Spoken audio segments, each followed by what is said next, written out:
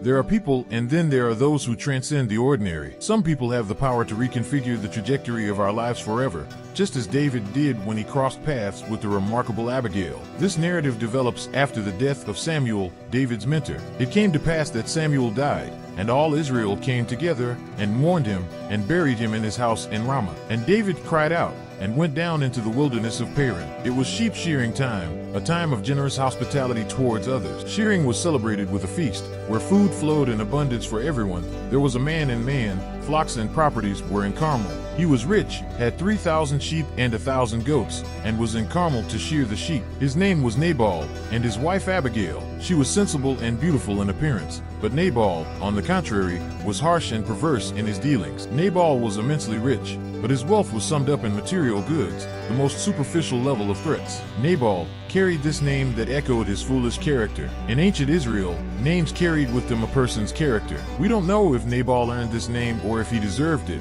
but he lived up to its meaning. In contrast, Abigail, his wife, possessed striking beauty and profound insight. In addition to Abigail, the Bible reserves the praise beautiful for a few women, such as Rachel and Esther. In Abigail's case, there is a question that permeates our mind. How could a stunning woman like Abigail unite with a man like Nabal? In ancient society, the marriage union was often not based exclusively on physical attraction or external beauty. Economic considerations, family alliances, and social stability were often preponderant factors in choosing partners. Abigail, even though she was a stunning woman, may have joined Nabal for practical and social reasons. Perhaps it was an arranged union aimed at consolidating financial interests, power alliances, or maintaining family status. Therefore, Abigail's beauty may not have been the main factor in choosing participation at that time. 1 Samuel 25 verses 4-9. Then David heard in the wilderness that Nabal was shearing sheep, and he envied 10 young men, and he said to the young men, Go up to Carmel, and when you go to Nabal, greet him from me.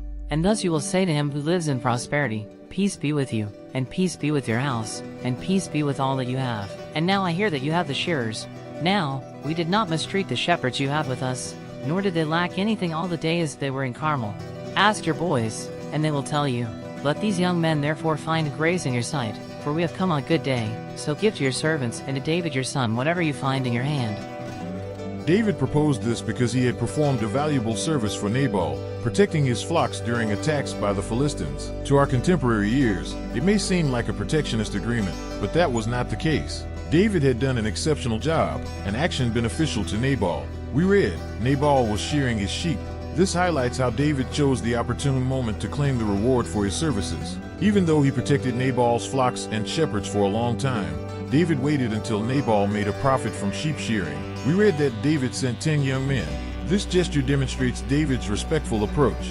Not only did he greet Nabal through messengers, but he also chose words of peace, love, and generosity to keep Nabal from feeling threatened or intimidated.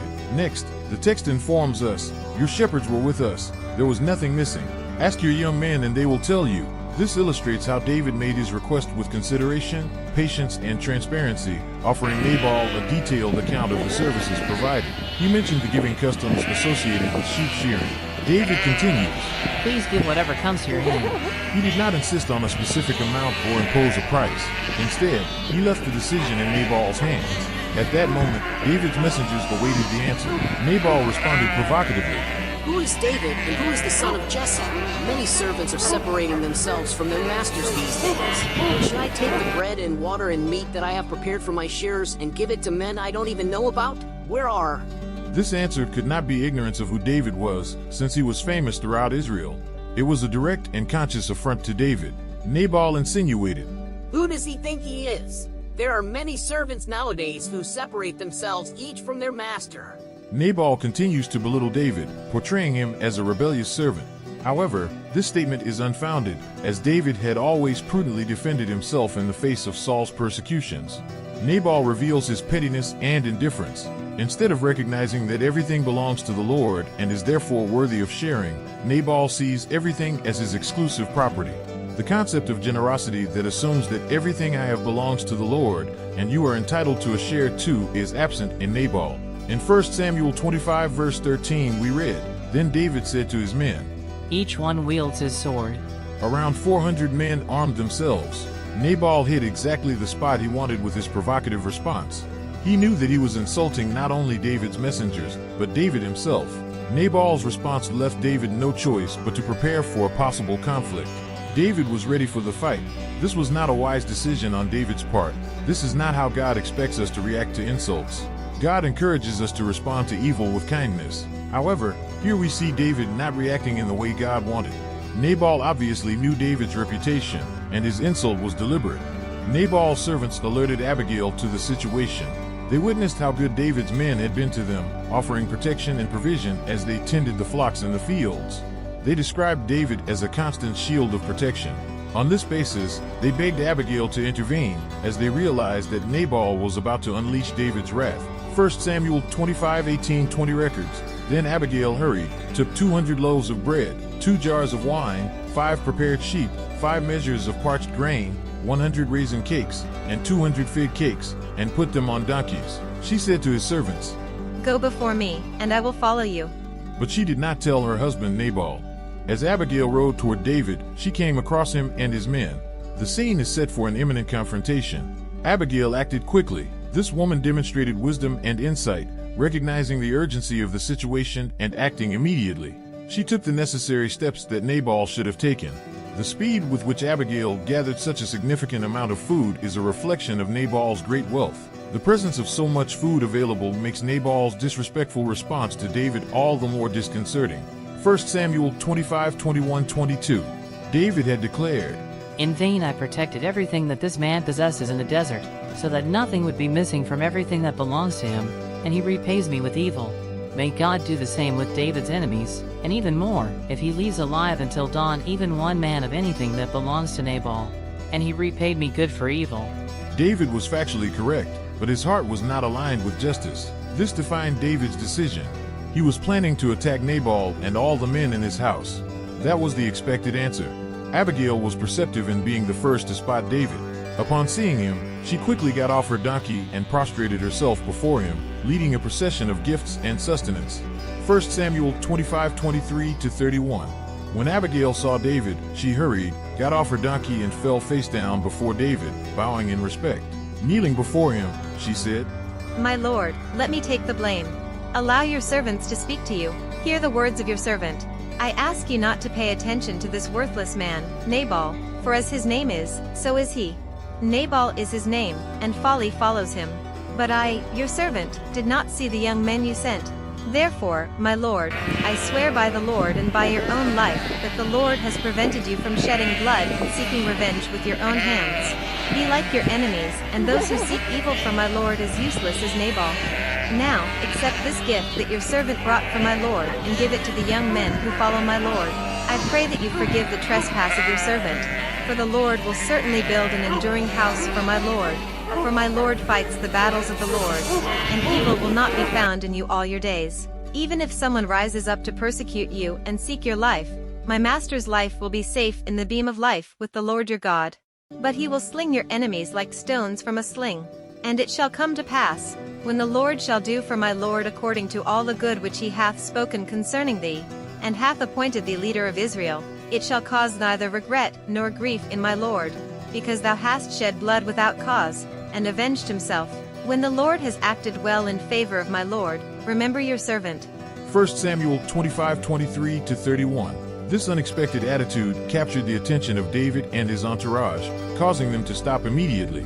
The scene certainly surprised David. Abigail did not hesitate to act after being informed of the emergency. She promptly took responsibility for the incident, telling David, "May the sin be upon me, my lord." This humble and responsible approach set her apart.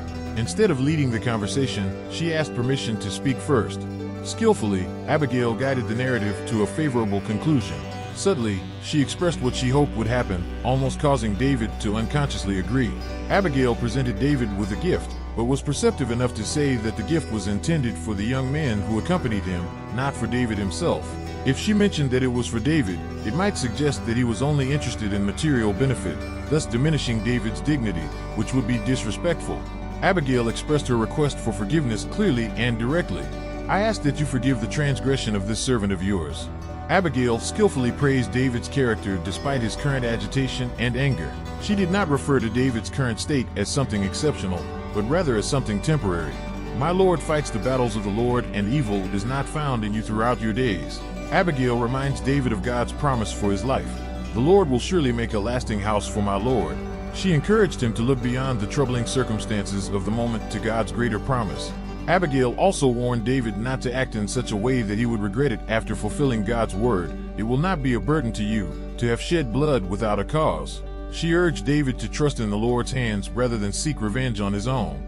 Abigail took these actions without the consultation or approval of her husband Nabal. She openly and severely criticized her husband before David. Abigail made herself available for David's future considerations. When the Lord has done good to my Lord, remember your handmaid. My Lord's life will be safe in the beam of life with the Lord your God. The crux of Abigail's appeal was its remarkable symbolism. She said to David, "You are like a sheaf that the Lord holds fast and protects. Your enemies are like stones that the Lord casts." This encouraged David to act as someone closely connected to the Lord. Abigail's action brought to mind a time when David trusted God entirely for victory, when he defeated Goliath with a stone from a sling. Her skillful words realigned David's attention from the problem with Nabal to the Lord. Abigail's appeal was glorious, for she elevated David rather than lowering him. She emphasized David's noble calling, destiny, and integrity. Abigail simply urged David to consider whether her actions were in line with his future and integrity. 1 Samuel 25 verses 32 to 35. David said to Abigail, Blessed be the Lord, the God of Israel, who sent you to meet me today. Blessed be your wisdom and discernment. Blessed are you, who prevented me from shedding blood today and from seeking revenge with my own hands. As the Lord, the God of Israel, lives, who kept me from harming you, if you had not been so quick to meet me, not one of Nabal's men would have survived until the morning. David accepted what she brought and said, Go up to your house in peace. Behold, I have heard your voice and granted your request this day. David learned a valuable lesson: our hurt feelings never justify disobedience. Although we may feel justified in sinning against those who sin against us, our hurt feelings never make us righteous. At the same time, Abigail reminded David of his destiny to reign over Israel with integrity. If David had killed Nabal in his home, he would have permanently tarnished his reputation among the Israelites, raising questions about his trustworthiness. He could also provoke Saul's wrath, as it would be a legitimate justification for persecuting him as a criminal. Blessed be thy counsel, and blessed be thou. It is important to note that Abigail did not approach David empty-handed. Her appeal was practical, including the payment due to David. When David accepted the gift, he recognized that the debt was paid and nothing was outstanding. At that moment, David experienced the blessing of being kept from sin. It is a blessing to be forgiven, but it is even more incredible to be kept from sin. When Abigail came to Nabal, he was holding a banquet in his house, like a king's banquet. Nabal was in a good mood because he was very drunk, so she said nothing to him until dawn. But in the morning, when Nabal was sober, his wife told him everything, and his heart within him died, and he became like a stone. About 10 days later the Lord struck Nabal, and he died. Nabal was oblivious to the danger he was in, and his greed and foolishness led to his downfall. Abigail played a vital role in saving Nabal and David from their own choices, but she could not prevent divine judgment on Nabal.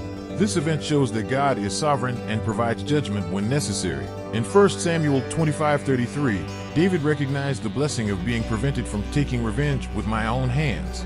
This demonstrates that David did not need to take revenge, as God was capable of delivering justice.